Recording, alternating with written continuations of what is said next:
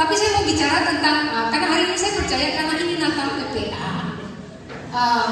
Tidak semua yang datang ke sini Kristen, saya tahu itu. Dan saya tidak akan memaksa Anda untuk belajar tentang Natal, tetapi saya mau berbagi bagaimana kita bicara tentang damai. Berdamai atau membawa damai. Untuk yang yang Kristen, boleh buka Alkitabnya dulu di dalam Matius 5 ayat 9. Matius 5 ayat 9.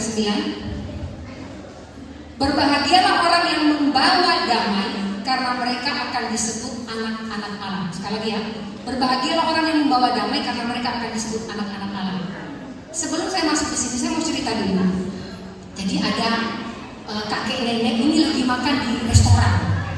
Kakek nenek ini sudah tua, umurnya 70-an.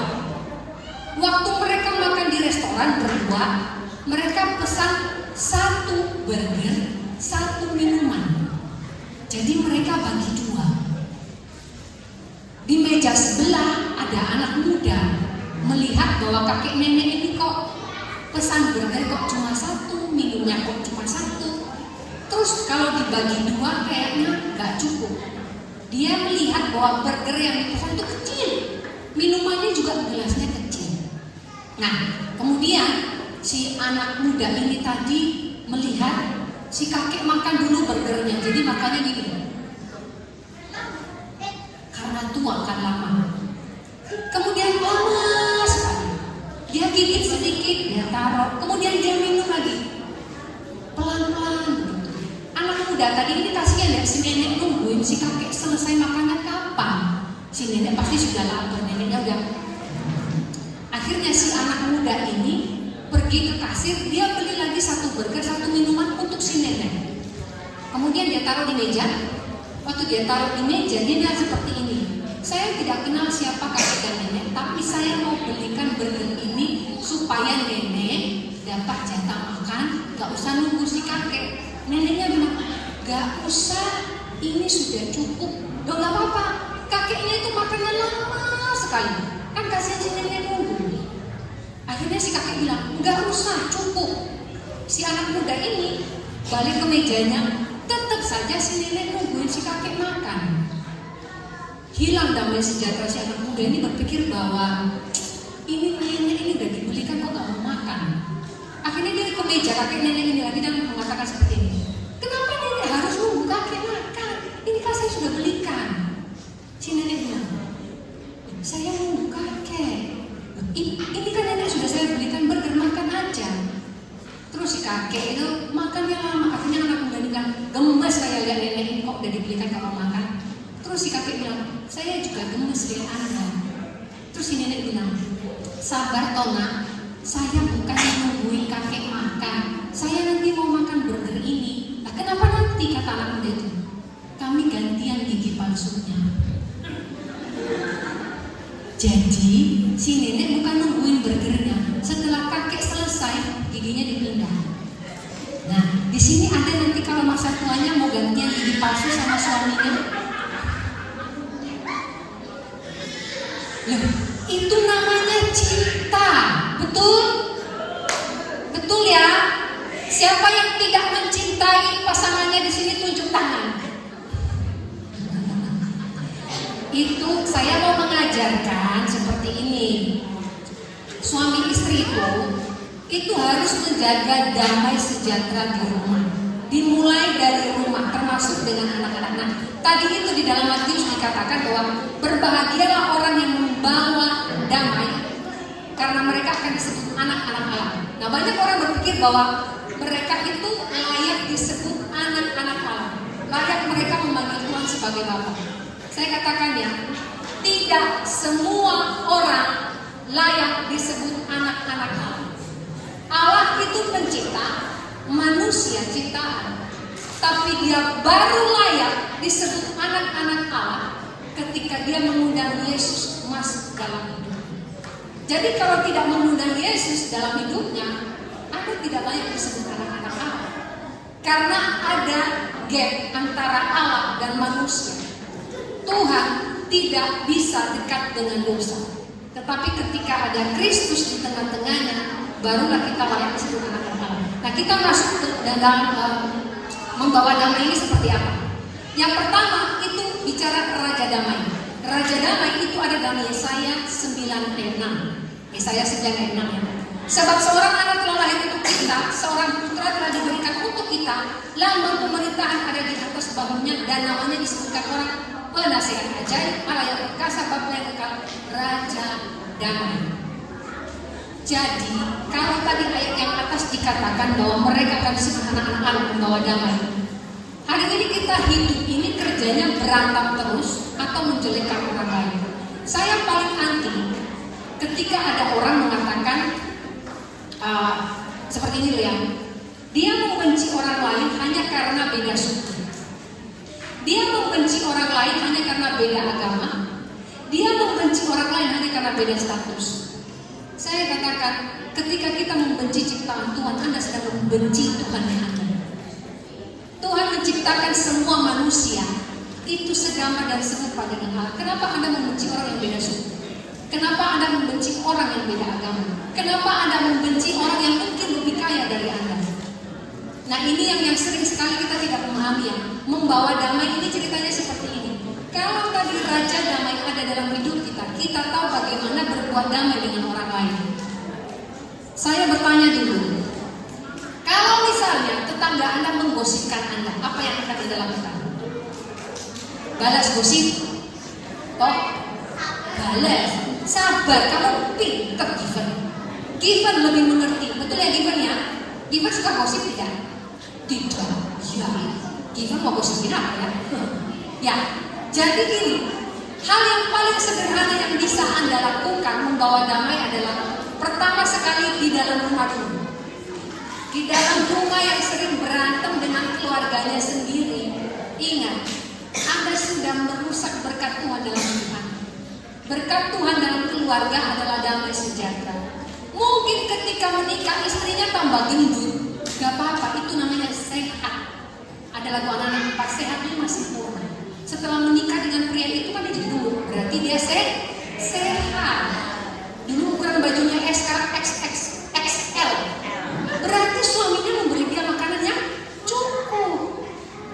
Waktu menikah suaminya kurus, tiba-tiba setelah menikah gemuk, bagus. Berarti istrinya kasih makanan yang enak. Yang dipertanyakan adalah ketika suami dulu menikah gemuk, tiba-tiba kurus setelah menikah, berarti di KDRT sama istrinya, kalau enggak mertuanya. Nah, ini ada damai sejahtera. Kalau Anda punya anak, di sini yang anaknya 4 tunjuk tangan. Wah, hebat Ibu Martini. Asal. Ini baterainya energizer Ibu Martini. Anaknya 4, oke, yang anaknya 5 ada? Oh, Ibu ya, anaknya berapa Bu? 4. Bu, 4 sehat 5 sempurna Bu. Ditambah 1 lagi. 2 orang, anaknya 4. Ada lagi? Yang anaknya 5, oh Ibu 4. Kenapa tidak sempurna tambah 1 lagi 5? Ya, nanti bisa join jadi tim sepak bola. Hah? Capek? Aduh, anaknya nanti dipelihara Tuhan, tenang. Yang penting ibu berproduksi saja, mencari uang ya dari suami. Ya, menjaga damai. Nah, ketika punya anak 4, kadang-kadang damai sejahtera ada hilang. Saya punya teman punya anak 4, 3 cowok, 1 cewek. Anaknya ribut setiap hari. Tapi saya bilang, coba bandingkan dengan orang yang tidak punya anak, dia berharap punya anak. Manusia ini serba salah. Dikasih anak katanya anaknya berisik, nggak punya anak, nangis-nangis sudah dikasih anak. Jadi bersyukur dengan keadaan kita. Dikatakan membawa damai, mulanya itu dari rumah dulu. Di rumah jangan ngomel terus. Di rumah jangan bersungut-sungut terus. Jaga damai sejahtera. Setelah kita bisa menjaga damai sejahtera di dalam rumah, baru kita bisa berbuat damai di luar sana. Karena gini, kalau orang sudah gak enak hatinya dari rumah, dia keluar dari rumah itu mukanya kecut, menyebalkan muka. Kita balik tadi ketika bicara Raja Damai. Tatkala kita disebut anak-anak Allah, karena kita menerima Raja Damai dalam hidup kita. Mereka yang tidak menerima Raja Damai akan sulit mengerti apa yang namanya damai sejahtera. Karena ketika ada Kristus itu ada yang namanya kasih karunia. Di situ kita bisa mengerti yang namanya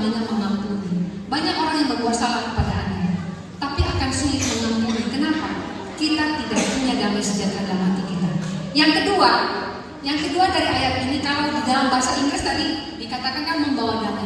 Bahasa Inggrisnya sebenarnya memakai nama peacemaker, pembuat damai, the peacemaker.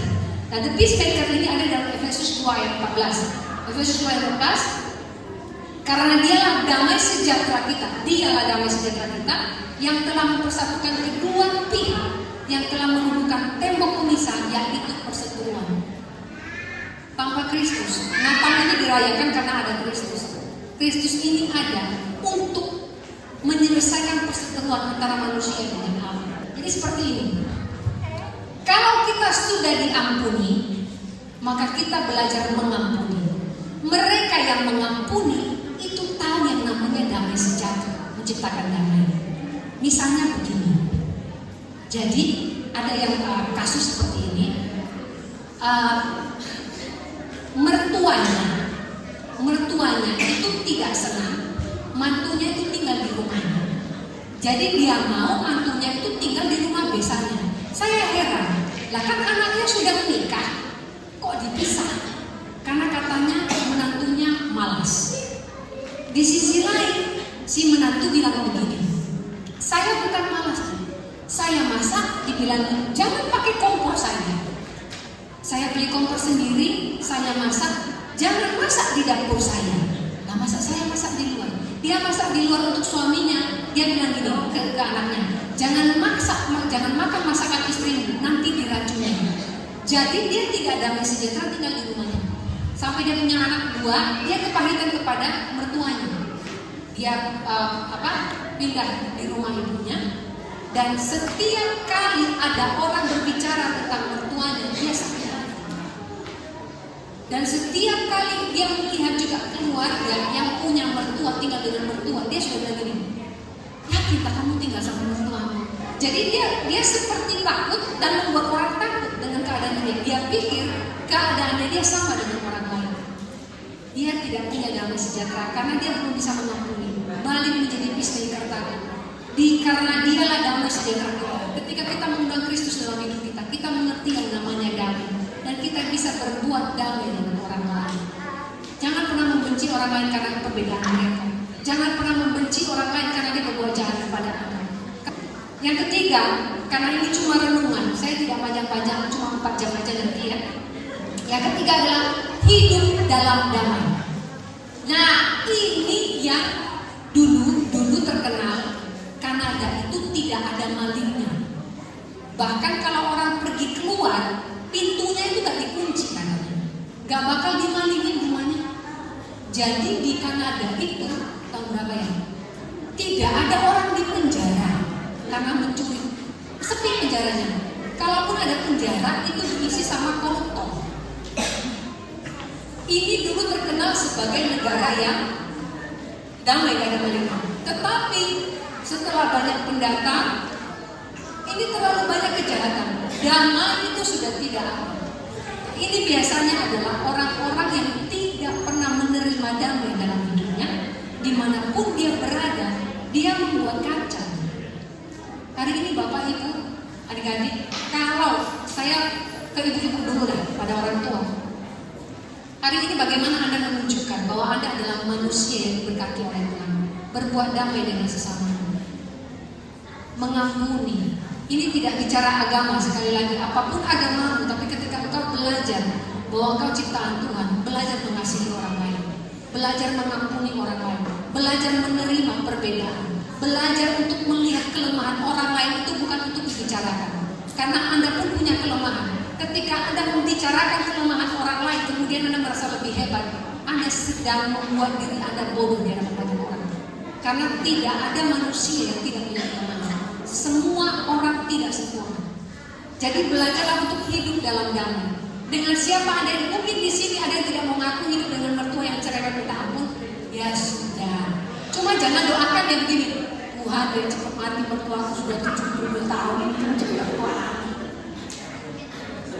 Doa ya. Kemarin itu ada yang telepon saya pikir ada apa? Jam 11 malam.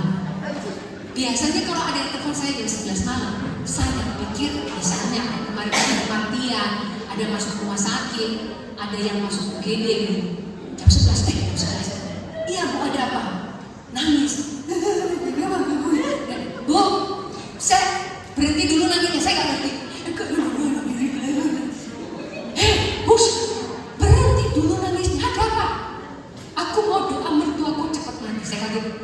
Saya dengarnya aku doa karena mertuaku mati. Tak bilangin, kenapa matinya kenapa? Belum bu, belum.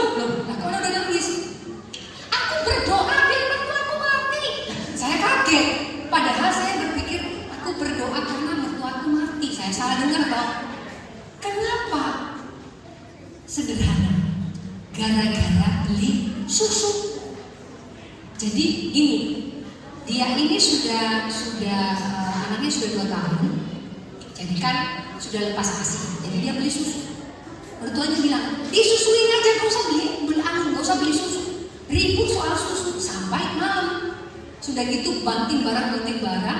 Dan dia bilang gini, masa gara-gara susu kemudian gara-gara bawang kenapa? Saya tidak tahu, kalau bawang terlalu lama di dapur itu bisa muncul itu ya, daunnya ya. Nah, ada tunas.